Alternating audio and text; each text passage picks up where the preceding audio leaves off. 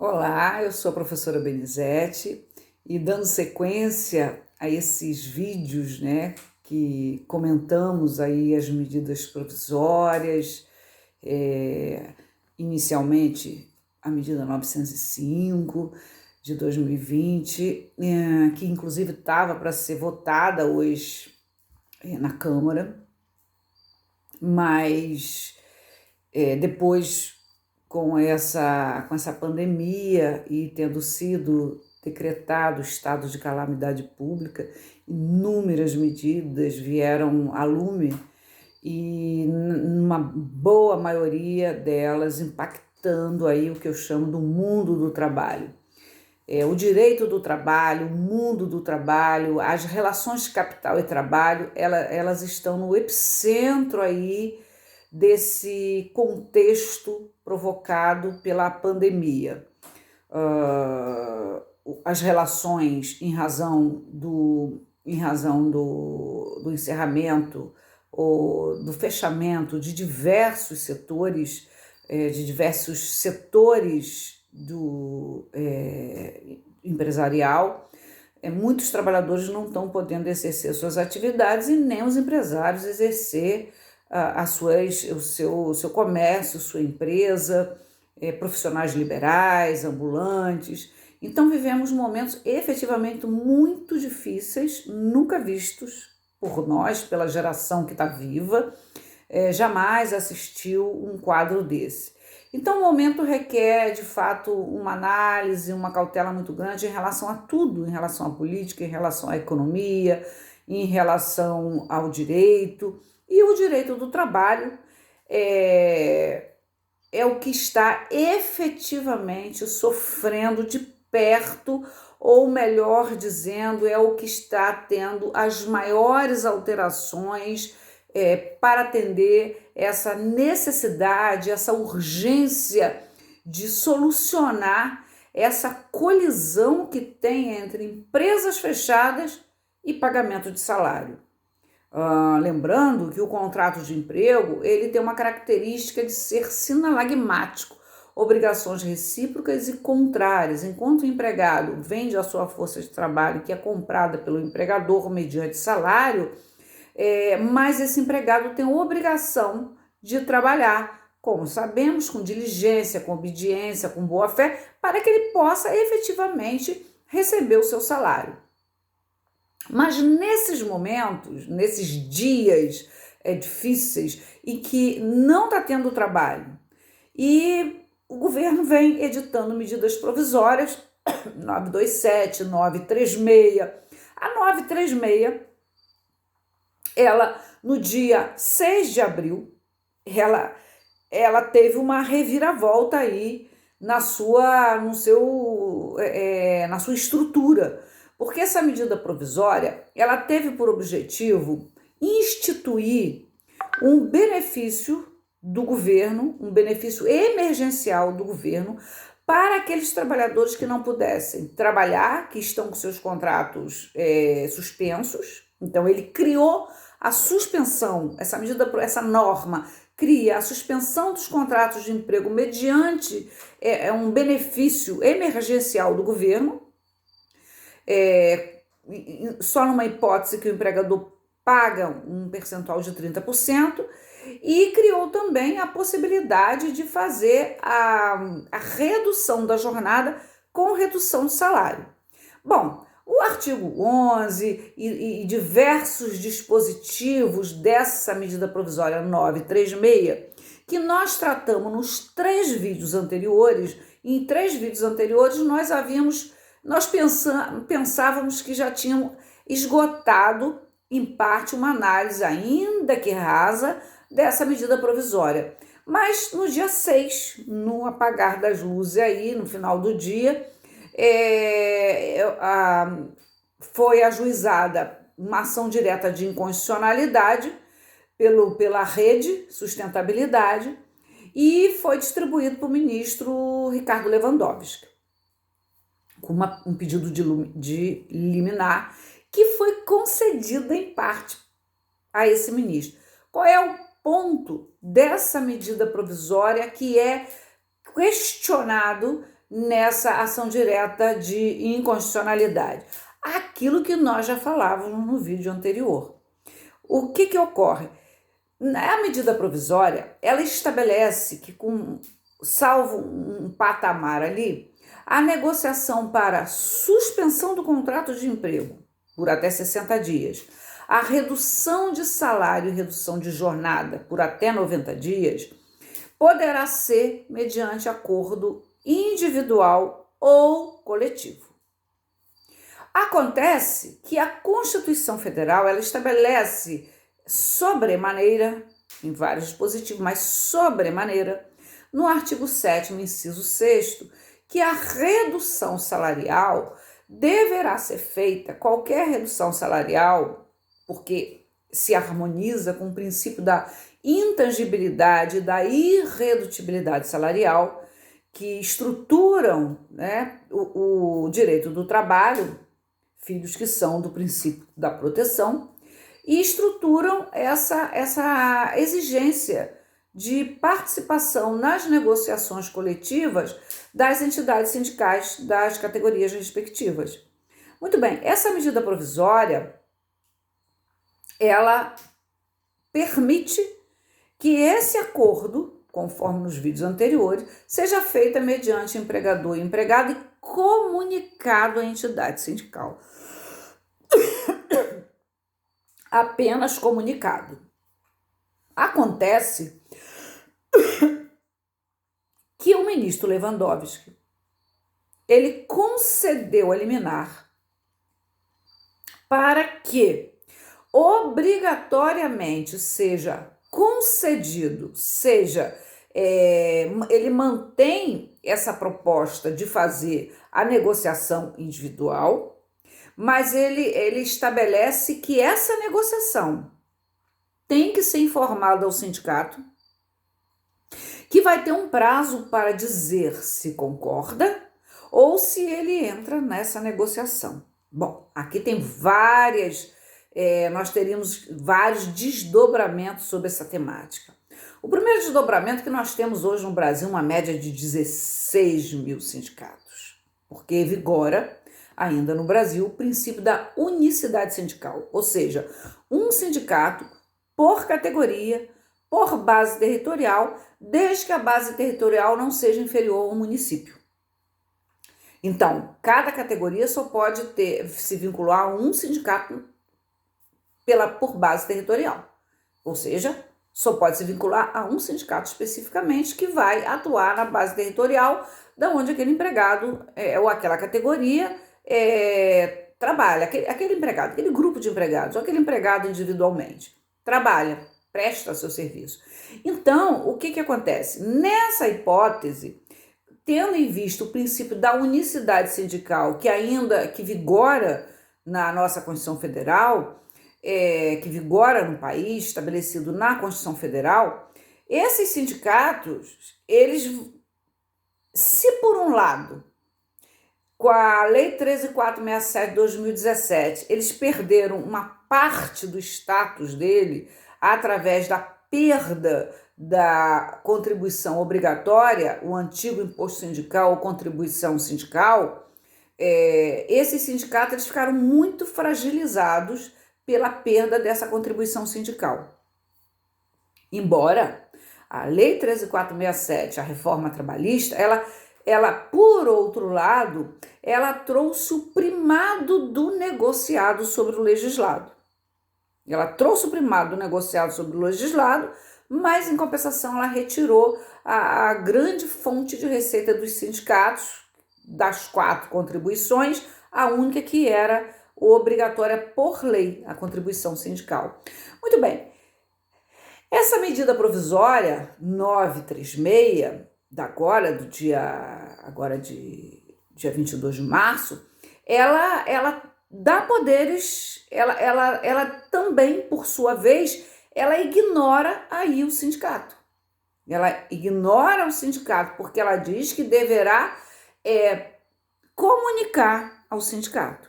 Mas acontece que o sindicalismo no Brasil, previsto lá no artigo 8º, 9º, 10º, 11º da Constituição Federal, estabelece também que a valorização das convenções e dos acordos coletivos. E o ministro Lewandowski, nesse voto dele, ele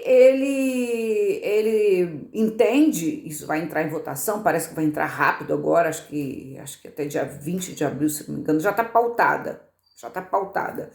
Ele diz que ele restabelece essa valorização do sindicato a partir da premissa de que qualquer redução salarial deverá ter a interveniência do sindicato. Mas ele estabelece que não só na redução salarial com redução de jornada, mas também com relação à suspensão do contrato, que são alterações do contrato de emprego.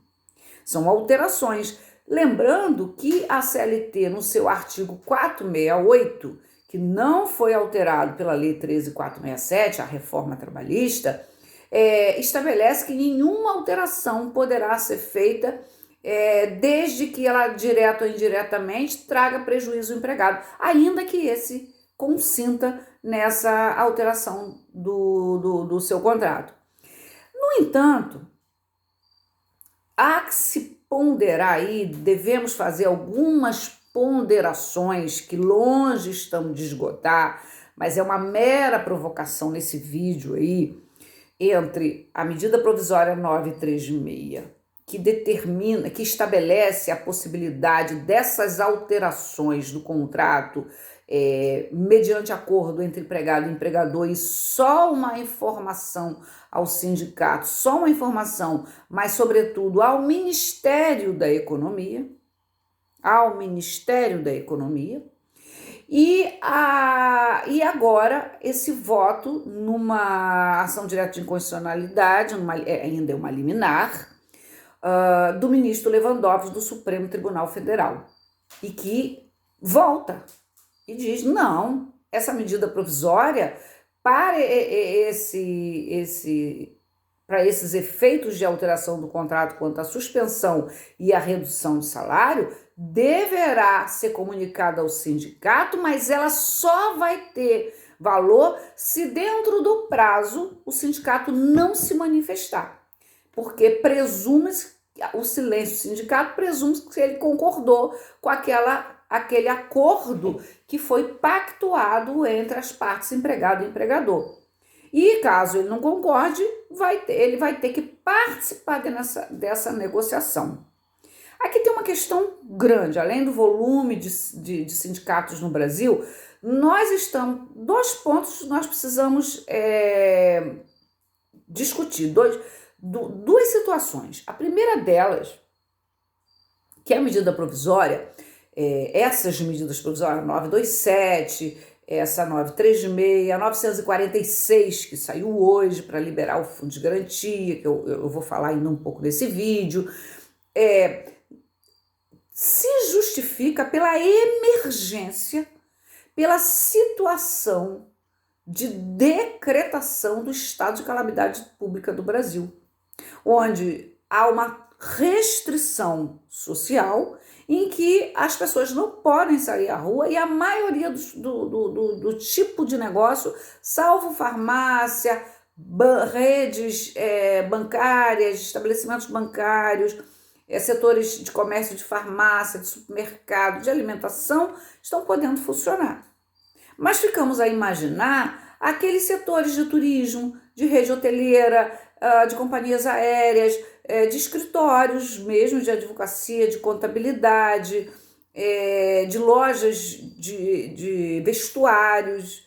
Então, é uma diversidade muito grande, restaurante, uma diversidade muito grande de tipo de negócio que estão com as atividades encerradas e esses empregados sem poder trabalhar. Então, isso é um fato que justifica, em parte, a intenção da medida provisória 936, porque ela tem por objetivo, nos seus objetivos principais, a manutenção do emprego e renda e a estabilidade das relações sociais. Então, o que ela pretende? Que não haja demissões, que o empregador mantenha os contratos intactos, suspendendo ou reduzindo de acordo com a necessidade desse negócio, dessa empresa,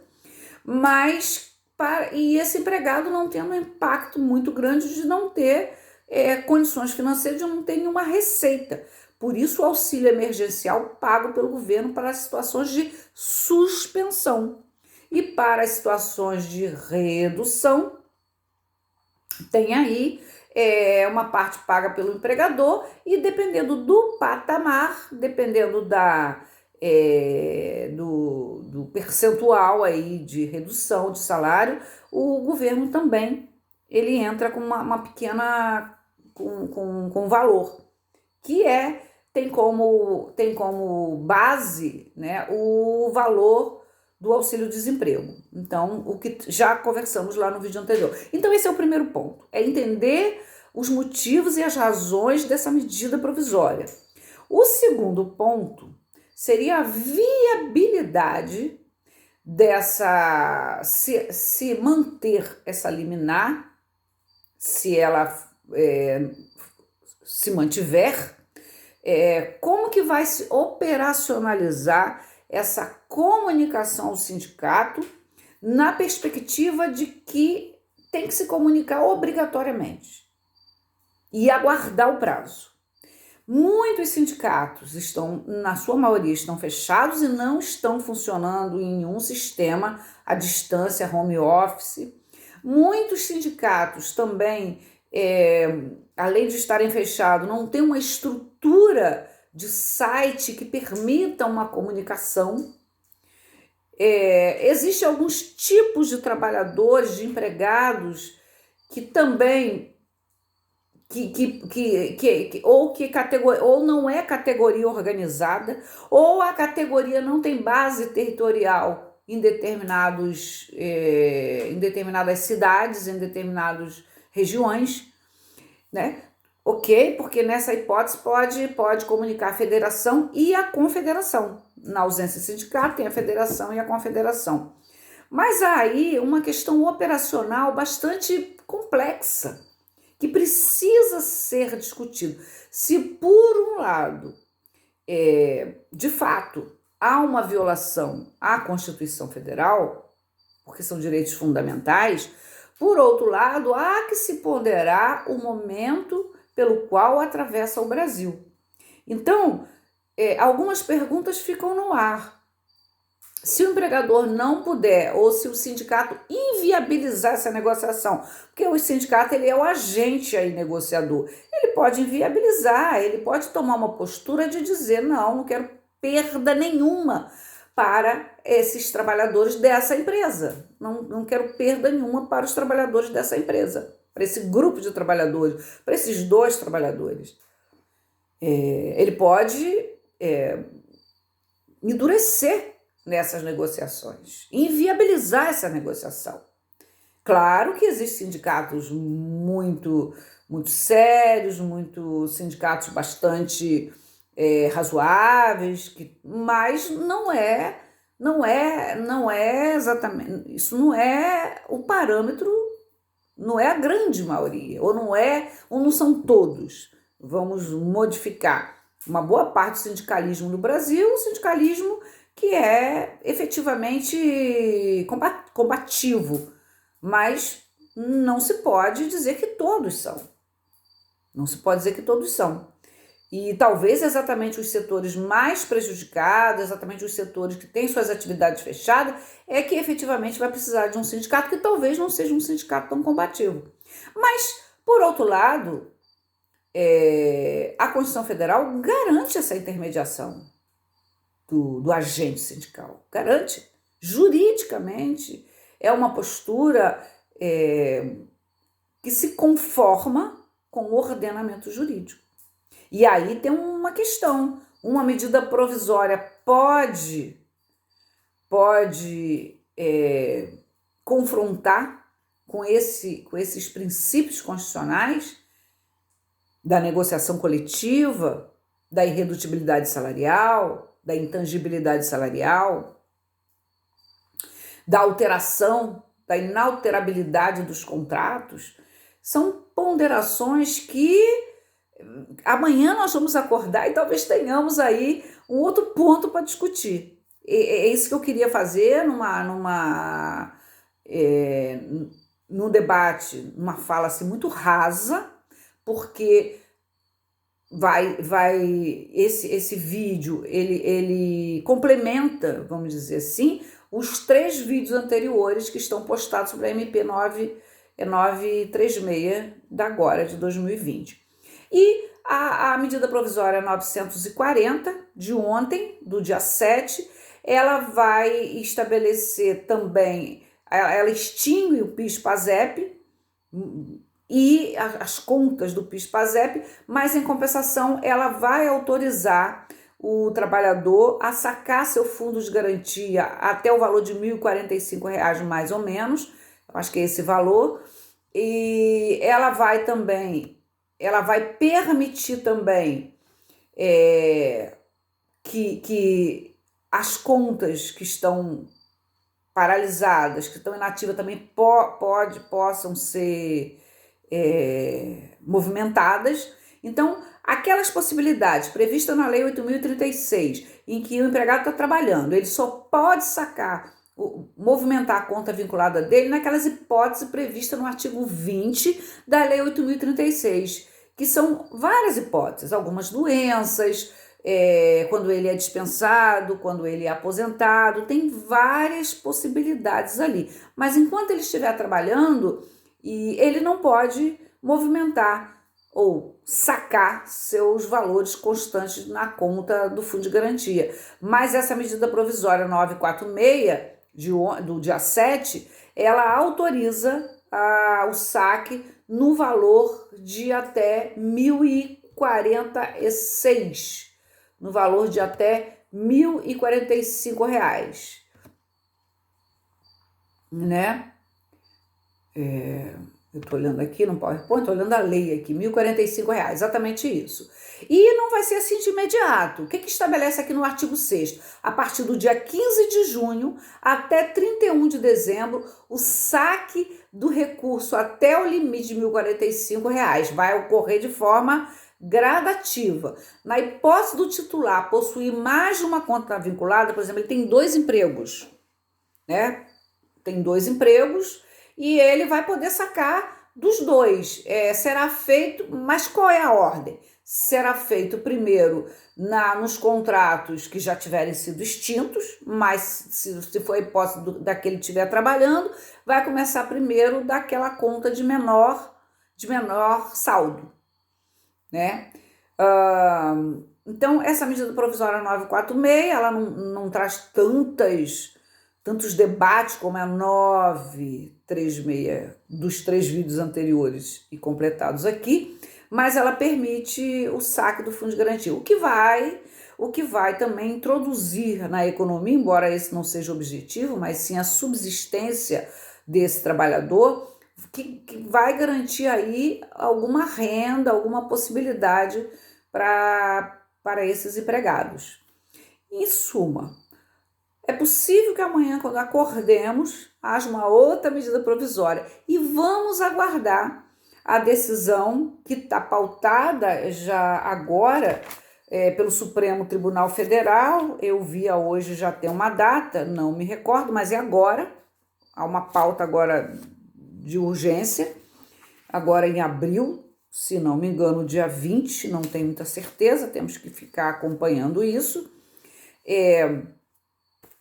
Então, vamos ver se vai manter essa liminar do ministro Lewandowski, no sentido de que tem que comunicar ao sindicato todos os acordos individuais e aguardar que o prazo, que obviamente as entidades sindicais vão agora se movimentarem para atuar nessas negociações. Acho pouco provável que alguma entidade sindical ela não queira participar, porque ela agora vai avocar para ela aquela perda de espaço que ocorreu com a perda da contribuição sindical obrigatória com a Lei 13.467 de 2017, os sindicatos vêm amargando aí uma situação difícil, alguns até encerrando as suas atividades, com pouca possibilidade de movimentação. Eu acho, na minha opinião, em razão não do aspecto legal, do aspecto da conformação da norma à Constituição Federal, porque de fato viola, mas do aspecto da economia, do bem-estar social, do equilíbrio e da questão aí da saúde pública, da pandemia, eu acho que o Supremo não vai manter essa liminar.